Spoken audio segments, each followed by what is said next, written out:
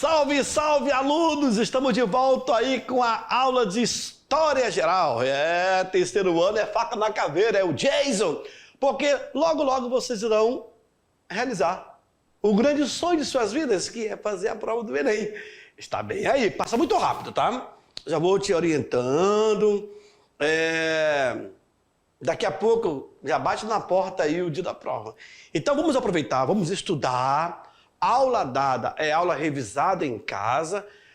Além do conteúdo que vocês estão vendo aqui, das informações que estão sendo passadas, procure também estudar por outros canais, outros livros, ter outras fontes de conhecimento, tá bom? Para que você possa ir muito bem preparado para essa prova do Enem. Tá bom, senhores? Na aula de hoje, 12.1, o que nós vamos falar? Joga no quadro? Isso! Totalitarismo na Europa, parte 1. Na última aula que eu abordei com vocês sobre a crise de 29, vocês lembram que em uma passagem eu teria dito que nesse período da crise vai ser propício para o surgimento de regimes totalitários. E logo eu falei totalitários e autoritários. Logo eu mencionei a questão do fascismo e do nazismo. Tu lembras? Pois é. Então, na aula de hoje, eu irei abordar o avanço das ideologias autoritárias, as características do totalitarismo, a situação explosiva e o fascismo na Itália. Garoto, hoje vocês vão aprender o que vem a ser isso, né? Fascismo, nazismo. Nazismo vai ser uma próxima aula. Que eu acho que, se não me engano, é a parte 2. Totalitarismo na Europa, parte 1. Senhores, quando eu falei Europa, são os principais gestores, principais líderes de grandes potências que vão se destacar. Depois da Primeira Guerra Mundial, durante esse período de entreguerra, que é o caso de Adolf Hitler, Mussolini, que vão acontecer, e depois também o caso do Stalin, que vai chegar. Então aqui eu tenho Joseph Stalin, Benedito Mussolini e Adolf Hitler. Os 3 grandes ditadores da Europa. Certo? E é sobre eles que nós vamos falar agora. Sobre esses estados totalitários ou autoritários.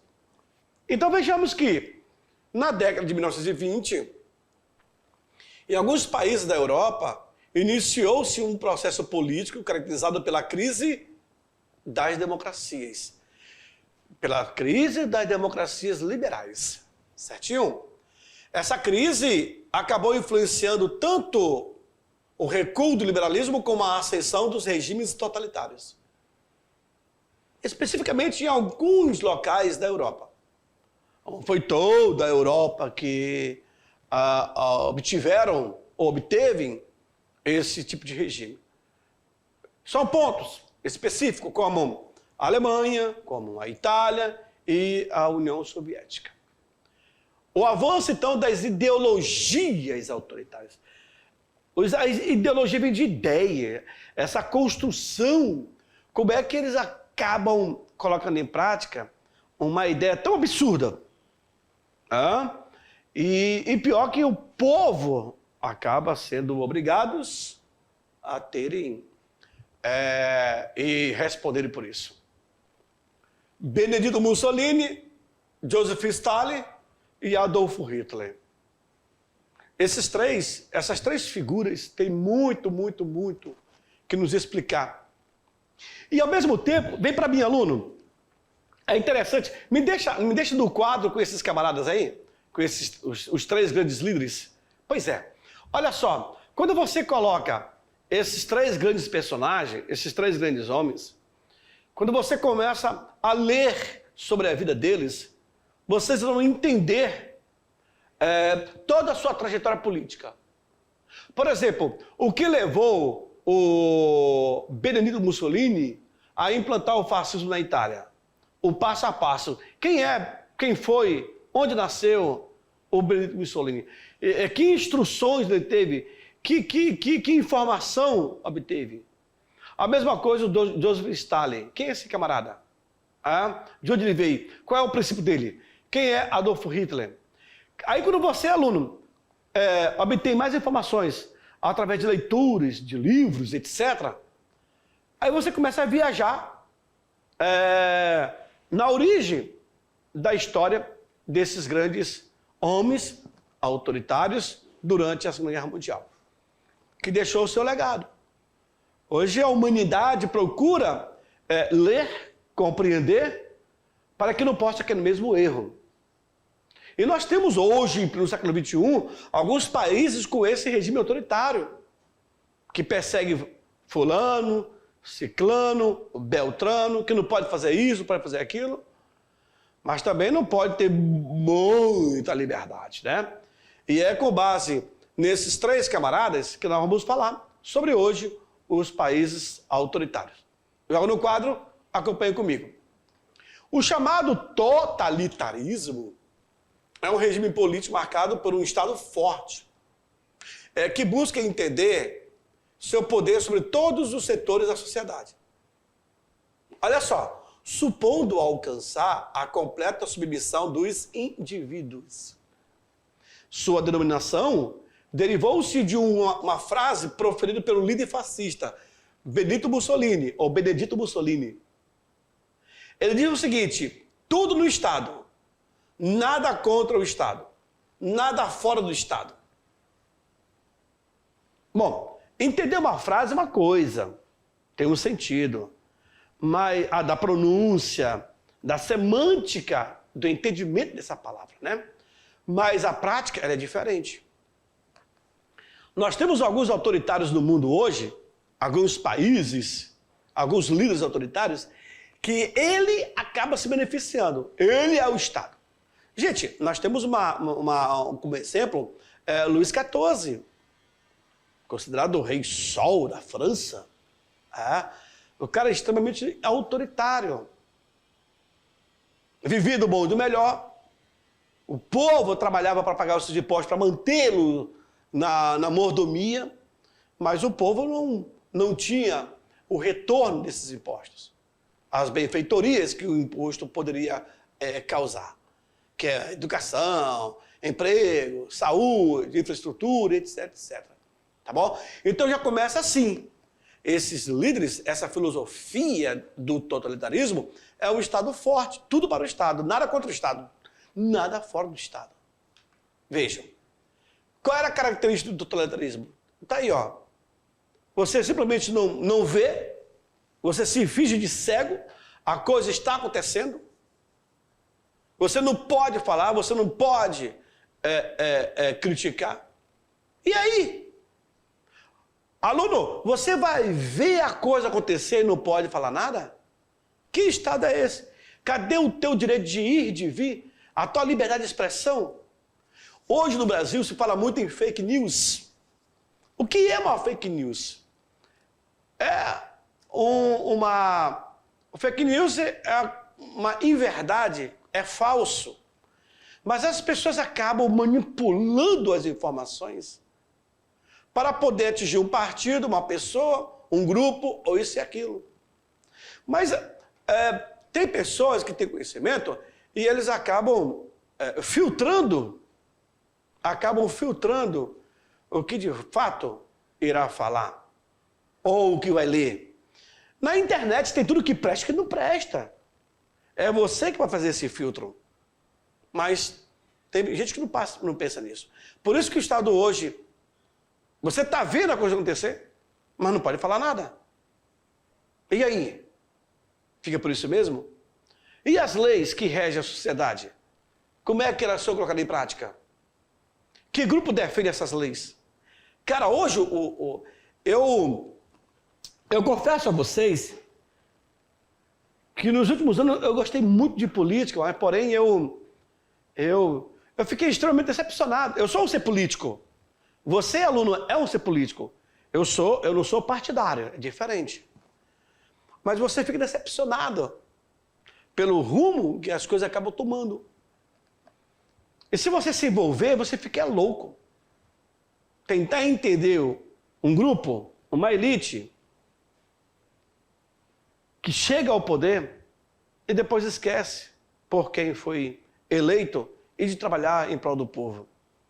Eu, sinceramente, eu acabei me abstendo dessas informações e eu procuro ficar neutro na medida do possível, que é quase impossível, né?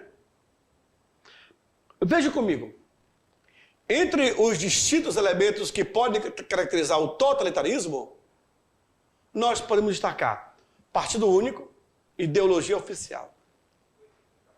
O que é um partido único? Determinação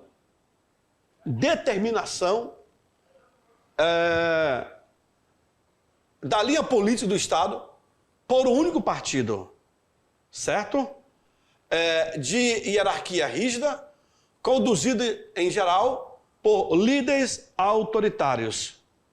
Ok? Líderes autoritários? Pois é. Ideologia oficial. Não. A existência de uma ideologia de Estado baseado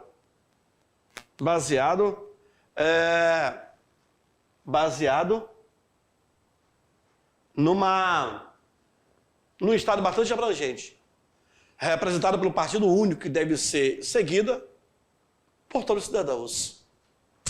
Olha aí.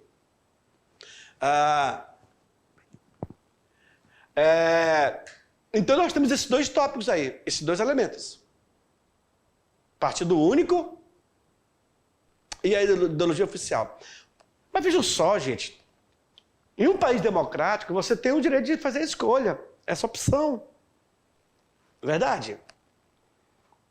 Se eu tenho um único partido, cara, nós já passamos por isso. Mas isso aqui é uma realidade do totalitarismo. Determinação da linha política do Estado por um único partido de hierarquia rígida, conservadora, conduzido em geral por um líder autoritário. Nós temos alguns países que têm esse comportamento. Ideologia oficial. Existência de uma ideologia de Estado bastante abrangente, representada pelo partido único, que deve ser seguida por todos os cidadãos. E aí daqueles que não o sigam, serão duramente punidos. Estado policial. O que vier a ser? O controle estrito da sociedade por órgãos de repressão política. Política, exército, etc. A eliminação das oposições por intermédio de prisões, censura, aos meios de comunicação, coerção física e psicológica. Um Estado autoritário acontece isso. O Brasil recentemente passou por isso, senhores.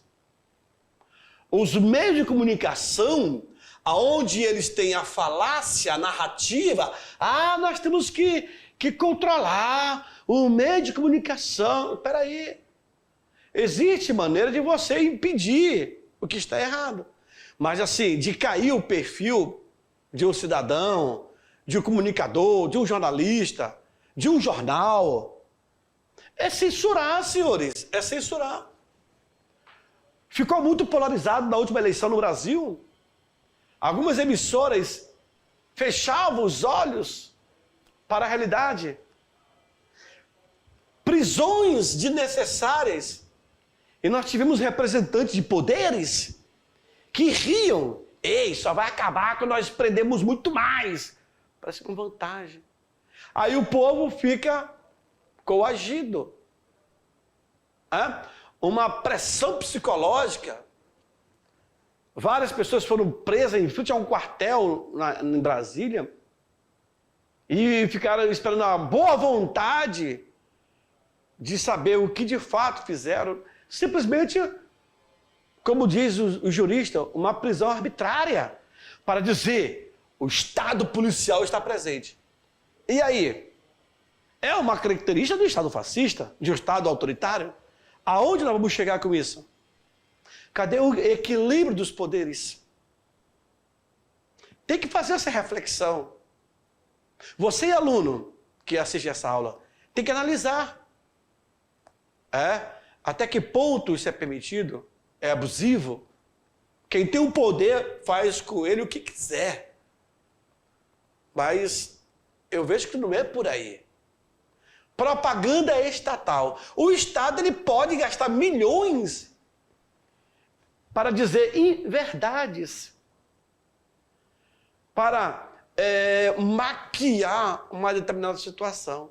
A adoção de vigorosa propaganda com o propósito de divulgar a ideologia oficial, promover o culto à personalidade dos líderes do regime. O governo ele tem a sua comunicação e eles podem criar qualquer tipo de propaganda. E aí, quem vai bater contra? A propaganda errada acaba induzindo também ao erro, né? As pessoas, conduzindo. Intervencionismo econômico, direção e controle geral da economia pelo Estado, são exemplos de regimes totalitários. Desse período, a União Soviética stalinista, considerado totalitarismo de esquerda. A Itália fascista e a Alemanha nazista, considerado totalitarismo de direita.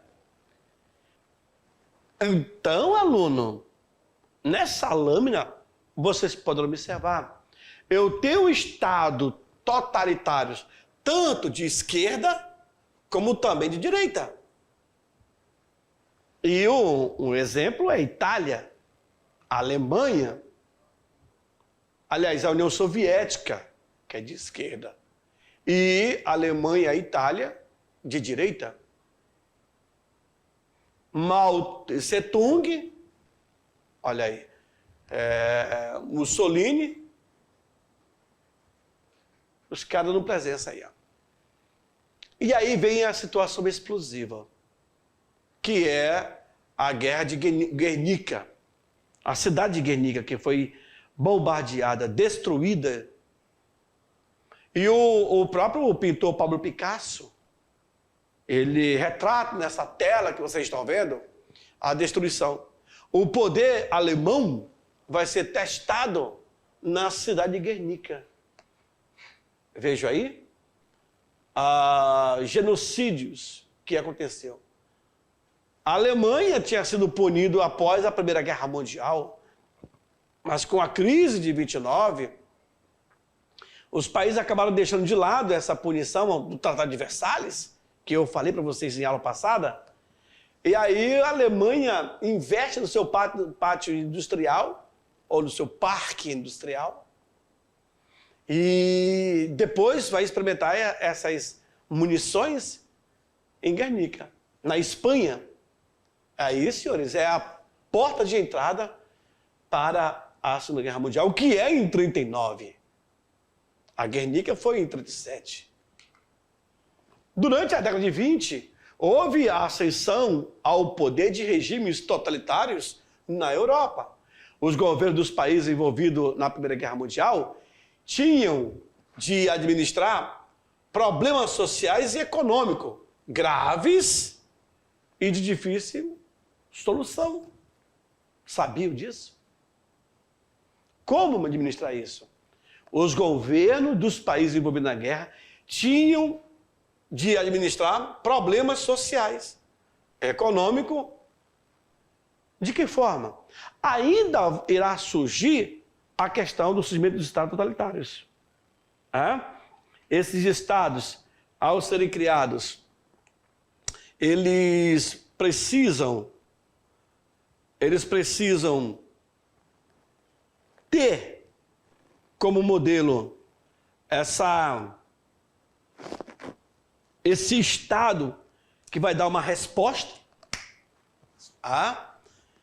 Não é fácil para o governante, para o gestor que está à frente desse desafio.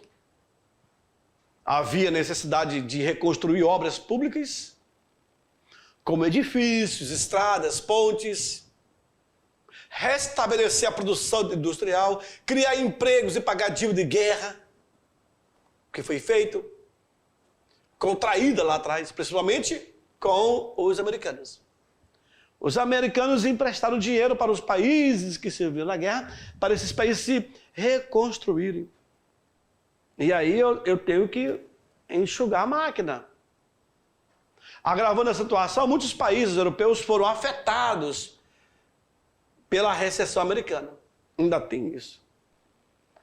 E vai ser um campo fértil para o surgimento desses regimes. O pós-Primeira Guerra Mundial. A crise do capitalismo favorecia a conquista de mais adeptos para o socialismo, que tinham ganhado vigor com o exemplo da Revolução Russa. Porque a Revolução Russa, que aconteceu em 1917, aquela ideia do proletariado chegar ao poder, ideia definida por Lenin, gente, ali é só uma válvula de escape. Depois, quando utilizo o povo como massa de manobra e chega no poder, aí é diferente. Nós temos essa experiência em vários países, senhores. Líderes mundiais, no Brasil aconteceu isso, na Venezuela aconteceu isso, na Bolívia aconteceu isso.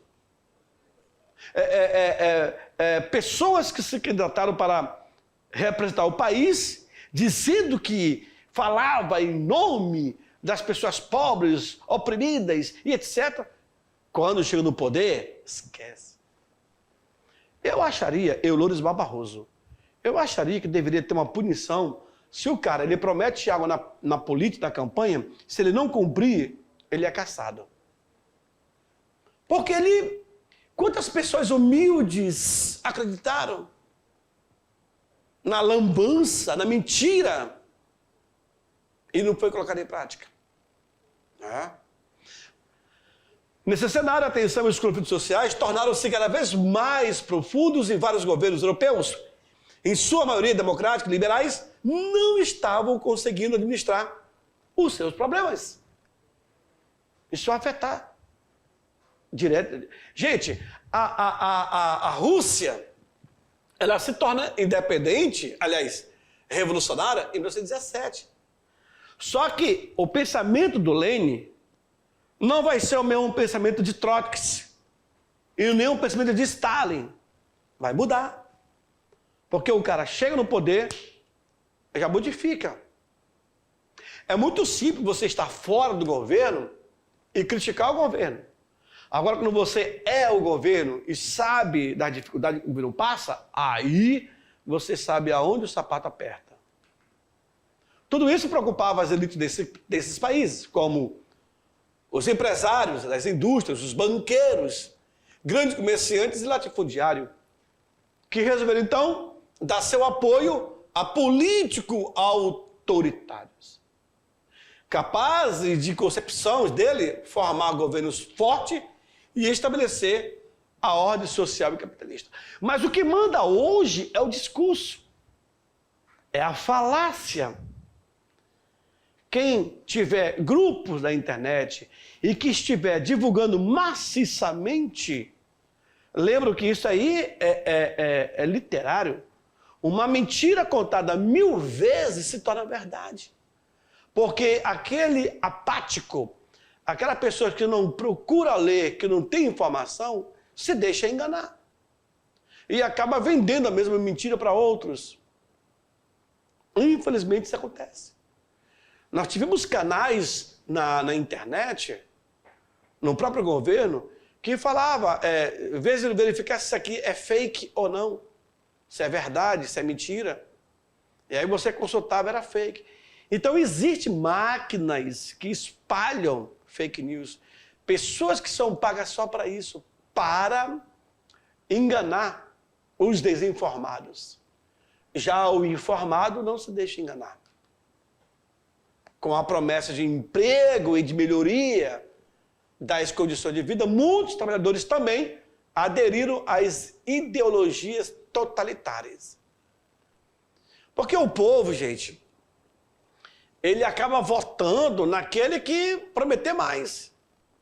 Só que hoje a gente sabe que o povo ele não filtra essas promessas. O cara que promete demais, desconfie.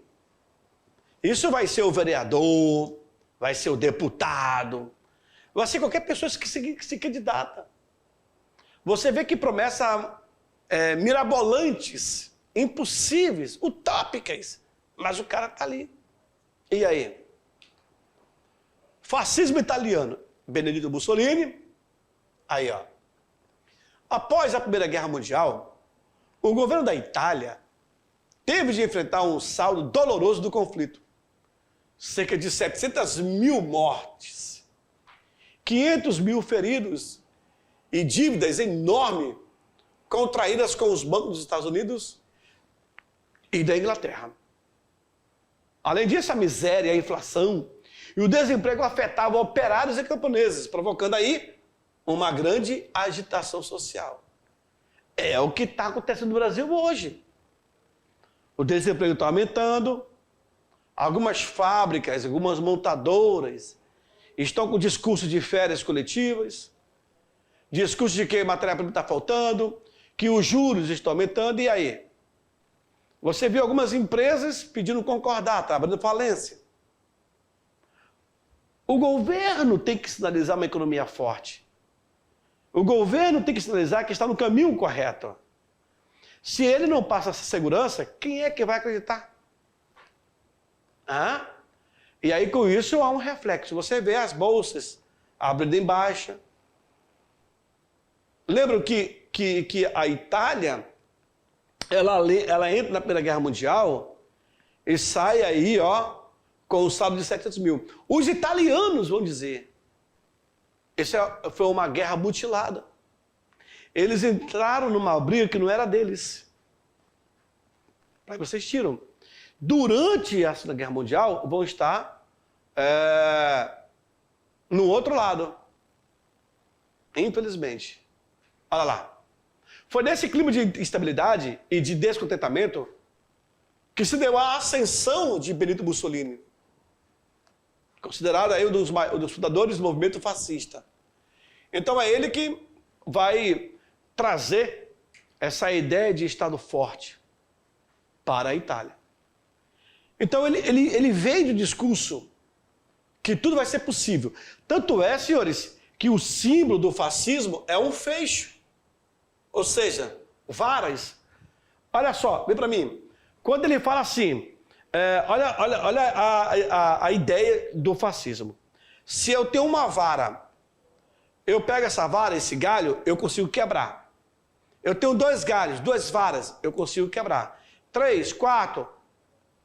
Até um certo ponto eu consigo quebrar. Eu acho que 4, 5 galhos, dependendo da espessura, eu consigo quebrar. Mas se eu junto 6, 7, 8, eu não consigo quebrar.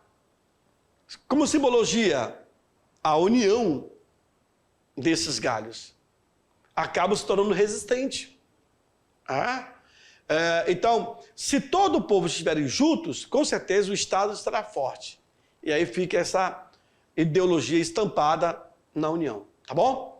Aí eu tenho, jogo no quadro, eu tenho o Mussolini vistoriando a tropa.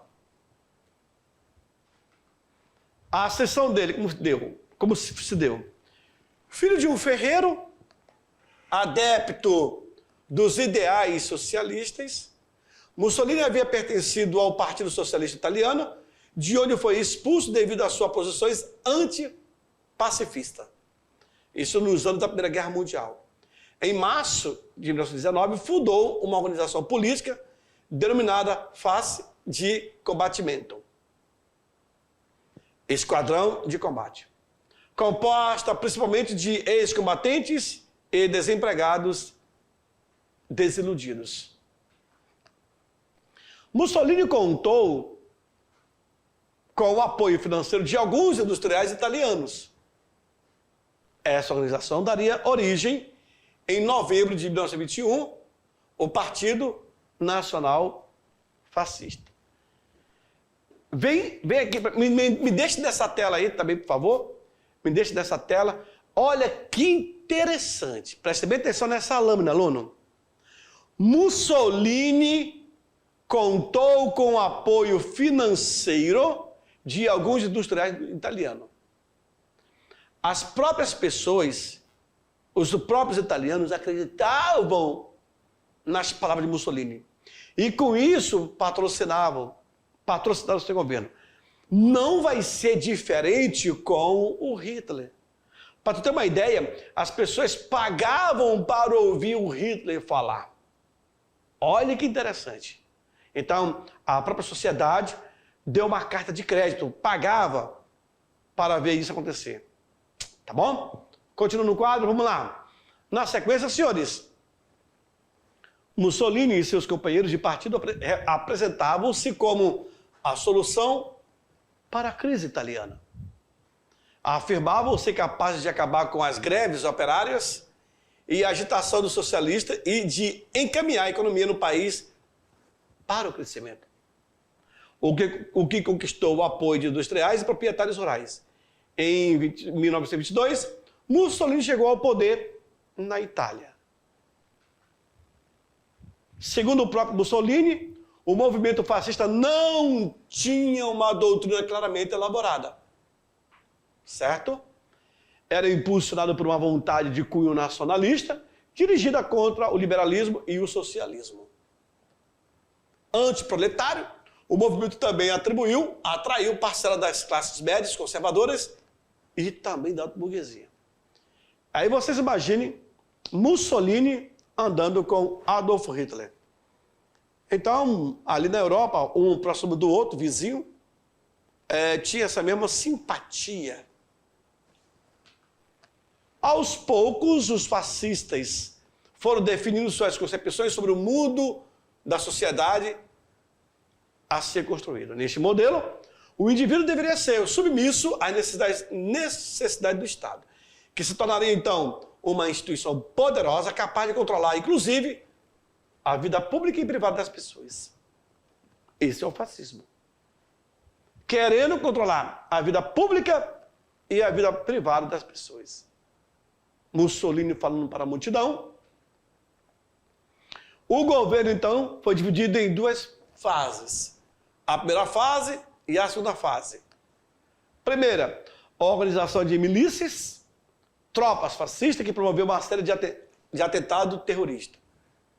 A segunda, caracterizada pela implantação da ditadura fascista e pela repressão violenta aos protestos de trabalhadores. Por último, senhores, Mussolini tornou-se chefe supremo do Estado, sendo reconhecido ou conhecido como Duce, que em italiano significa aquele que dirige.